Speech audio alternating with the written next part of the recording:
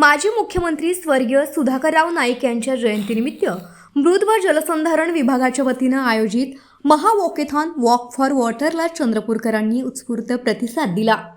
सकाळी 6 वाजता Chanda club ground येथून सुरू झालेल्या या उपक्रमात युवक, अधिकारी, कर्मचारी, विविध सामाजिक संघटनांचे सदस्य आणि नागरिक मोठ्या संख्येनं सहभागी झालेत।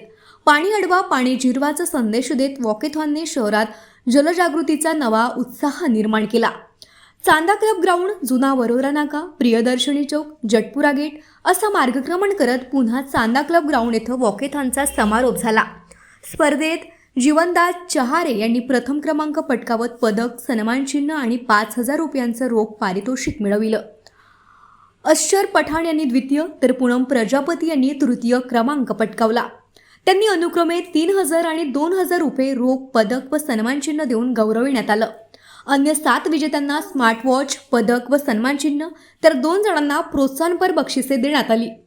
यावेळी कार्यकारी अभियंता निलिमा मंडपे यांनी जलसंवर्धन ही केवळ शासनाची नव्हे तर प्रत्येक नागरिकाची जबाबदारी असल्याचं सांगितलं।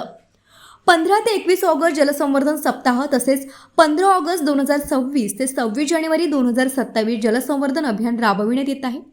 पावसाचं पाणी अडविणं, जलस्रोतांचं संवर्धन करणं आणि पाण्याचा काटकसरीनं वापर करणं ही काळाची गरज असल्याचा संदेश यावेळी देण्यात आला। कार्यक्रमापूर्वी उपस्थितांना जलसंवर्धनाची शपथ देण्यात आली। निवासी उपजिल्हाधिकारी दगडू कुंभार, उपमुख्य कार्यकारी अधिकारी गिरीश धायगुडे, निलिमा मंडपे, उपअभियंता मोहन बलकी, श्रीखंडाईत, क्रीडा अधिकारी नंदू आवारी यांच्यासह मान्यवर उपस्थित होते। Lokrajya TV news.